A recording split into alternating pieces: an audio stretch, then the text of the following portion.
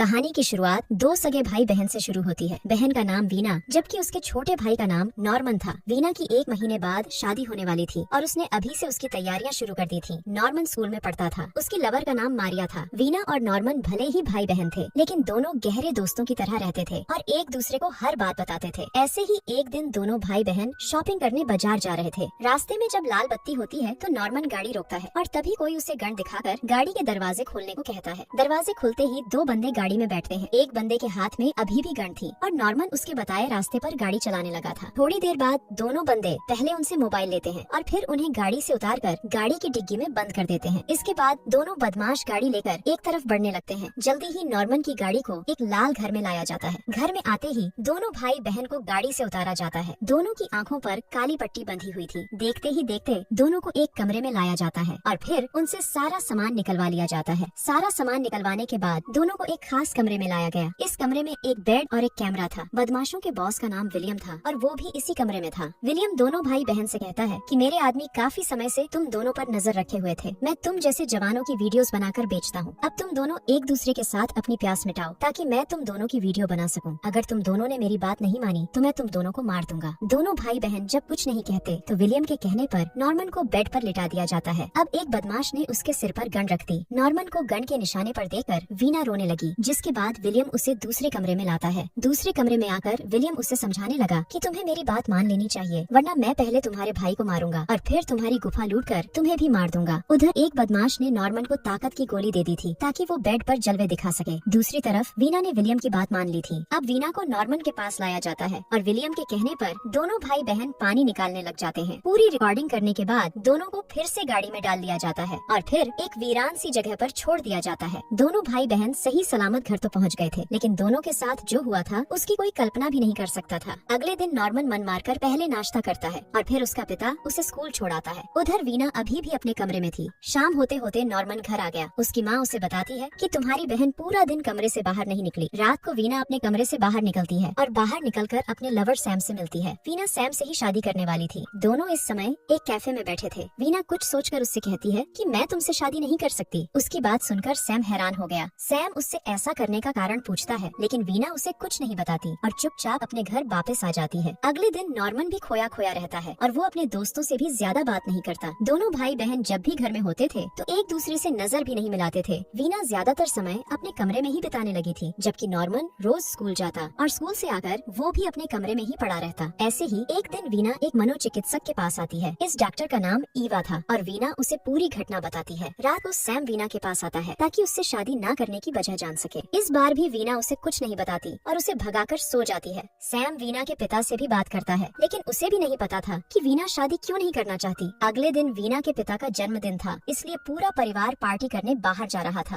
रास्ते में दोनों भाई बहन कोई बात नहीं करते, यहाँ तक कि दोनों एक दूसरे को पूरा नजरअंदाज करते हैं। पार्टी में दोनों के माता पिता तो पूरी मस्ती कर रहे थे लेकिन ये दोनों चुपचाप ही रहते हैं। ना तो वीना नॉर्मन से बात करती है और ना ही नॉर्मन कुछ बोलता है। रात को पूरा परिवार पार्टी कर वापस आ जाता है। अगले दिन वीना फिर से डॉक्टर ईवा के पास जाती है। वीना से बातें करते करते वो उससे पूछती है कि क्या तुम्हें अपने भाई के साथ मजा आया था। उसकी बात सुनकर वीना कुछ नहीं बोलती, जिसके बाद ईवा उसे नॉर्मन को भी साथ लाने को कहती है। कुछ देर बाद वीना घर लौट आई थी। वो नॉर्मन के पास जाकर उसे सब बताती है कि मैं डॉक्टर ईवा की मदद ले रही हूँ ताकि रिकॉर्डिंग वाली घटना को भूल सकूं। ईवा तुमसे भी बात करना चाहती है ताकि वो तुम्हारी भी मदद कर सके। अगली सुबह जब नॉर्मन स्कूल जाने लगा तो वीना उसे याद करवाती है कि आज हमें डॉक्टर ईवा के पास जाना है। नॉर्मन उसकी बात का जवाब नहीं देता और चुपचाप आगे बढ़ने लगता है। वो आज स्कूल नहीं जाना चाहता था इसलिए वो सीधा थिएटर में आकर एक मूवी देखने लगता है। वीना में धीरे धीरे सुधार हो रहा था जबकि नॉर्मन की हालत वैसे की वैसी ही थी। कुछ दिनों बाद दोनों भाई बहन डॉक्टर ईवा के क्लिनिक में थे। ईवा इधर उधर की बातें करने के बाद नॉर्मन से पूछती है कि क्या तुम्हें वीना के साथ मजा आया था। उसकी बात सुनकर नॉर्मन बाहर चला जाता है, जिसके बाद ईवा भी बाहर आ जाती है। बाहर नॉर्मन उसे बताता है कि मुझे वीना के साथ मजा आया था। थोड़ी देर बाद दोनों भाई बहन जाने के लिए तैयार थे। ईवा ने वीना को बता दिया था कि नॉर्मन को उसके साथ मजा आया था। रास्ते में दोनों साधारण बातें ही करते हैं। ईवा से बात करने के बाद नॉर्मन की हालत में भी काफी सुधार हो गया था। जल्दी ही दोनों अपने घर पहुंच जाते हैं और फिर अपने अपने कमरे में सो जाते हैं। कुछ दिनों बाद वीना की हालत बिल्कुल ठीक हो गई, जिसके बाद वो सैम से सगाई कर लेती है। नॉर्मन उसकी सगाई से बिल्कुल भी खुश नहीं था क्योंकि वो मन ही मन वीना को चाहने लगा था। ईवा ने वीना को ठीक किया था और उसी ने उसे शादी के लिए तैयार किया था। अगले दिन नॉर्मन ईवा से मिलने उसके क्लिनिक जाता है लेकिन ईवा 2 दिनों के लिए बाहर गई हुई थी। वीना की सगाई के कारण नॉर्मन का दिमाग खराब हो गया था और वो मन ही मन सैम से नफरत करने लगा था। रात को वीना नॉर्मन के पास आती है। वो उससे कहती है कि मैं जानती हूँ कि तुम्हें मेरे साथ मजा आया था, लेकिन ये सब ठीक नहीं है और ना ही ये दोबारा हो सकता है। इतना कहकर वो जब जाने लगी तो नॉर्मन उससे पूछता है कि क्या तुम्हें मजा आया था। इस पर वीना कहती है कि तुम्हें ऐसी बातें नहीं करनी चाहिए और इतना कहकर वो वहाँ से चली जाती है। देर रात को नॉर्मन वीना के कमरे में जाता है और उसकी गुफा में जबरदस्ती धमाके करता है। अगली सुबह वीना काफी परेशान थी, जबकि साला नॉर्मन आराम से सो रहा था। वीना पूरा दिन सोचती है कि वो आगे क्या करे और काफी सोचने के बाद वो सीधा सैम के पास पहुंच जाती है। वो जल्द से जल्द सैम से शादी करना चाहती थी ताकि अपने बाप का घर छोड़कर सैम के साथ रहने लगे। उधर नॉर्मन भी कई दिनों से गुमसुम सा रहता था, जिस कारण उसकी माँ उससे बात करने की कोशिश करती है। उसके कई बार पूछने पर भी नॉर्मन उसे कुछ नहीं बताता। सगाई के बाद वीना की शादी की तैयारी शुरू हो गई, जिस कारण नॉर्मन ज्यादा परेशान रहने लगा। 2 दिनों बाद ही वीना की शादी हो रही थी और उसकी शादी से नॉर्मन काफी उदास था। शादी में सभी लोग नाच गा रहे थे, लेकिन नॉर्मन अकेला ही घूम रहा था। इसी बीच सैम बाथरूम में आता है और नॉर्मन चाकू उठाकर उसके पीछे पीछे आ जाता है। वो साला उसे मारना चाहता था, लेकिन मारने की हिम्मत नहीं कर पाता। इसके बाद नॉर्मन एक गिलास में दारू डलवाता है। फिर वो बाथरूम में आकर अपने हाथ का इस्तेमाल करता है और दारू में अपनी लस्सी डाल देता है। इसके बाद वो सैम के पास जाकर उसे वही दारू पीने को देता है जिसमें उसने अपनी लस्सी डाली थी। सैम को कुछ नहीं पता था कि दारू में क्या है, इसलिए वो चुपचाप उसे पी लेता है। सुबह होते होते वीना की शादी पूरी हो गई, जिसके बाद वो अपने परिवार से विदा लेने लगी। नॉर्मन पहले सैम से विदा लेता है और फिर वीना को जोर से गले लगाता है। वो वीना को विदा नहीं करना चाहता था। वीना किसी तरह उसे अपने से अलग करती है और फिर सैम के साथ चली जाती है। नॉर्मन को वीना से प्यार हो गया था, लेकिन वीना सैम से शादी कर उसके साथ चली गई थी। नॉर्मन को वीना के साथ मजा आया था, ये तो उसने माना था, मगर वीना को भी उसके साथ मजा आया था और ये बात वीना ने कभी नहीं मानी थी। वो समाज के नियम नहीं तोड़ना चाहती थी। वो भी नॉर्मन से प्यार करने लगी थी। उसने सोचा कि इससे पहले कि वो बहक जाए, वो जल्दी जल्दी सैम से शादी कर लेती है ताकि अपने भाई से दूर चली जाए। विलियम ने जो वीडियो बनाई थी उसका आज तक पता नहीं चला कि उसके साथ क्या हुआ। वो वीडियो ना तो बाजार में आई और ना ही इंटरनेट पर आई। वैसे ये पूरी कहानी एक सच्ची घटना पर आधारित है जो कई सालों बाद लोगों को पता चली थी। इसी के साथ इस कहानी का यही अंत हो जाता है। हमारी वीडियो देखने के लिए बहुत बहुत धन्यवाद। अगर आप ऐसी ही वीडियोस के दीवाने हैं तो प्लीज मेरे चैनल को जरूर सब्सक्राइब करें। मिलते हैं अगली वीडियो में, तब तक के लिए नमस्कार।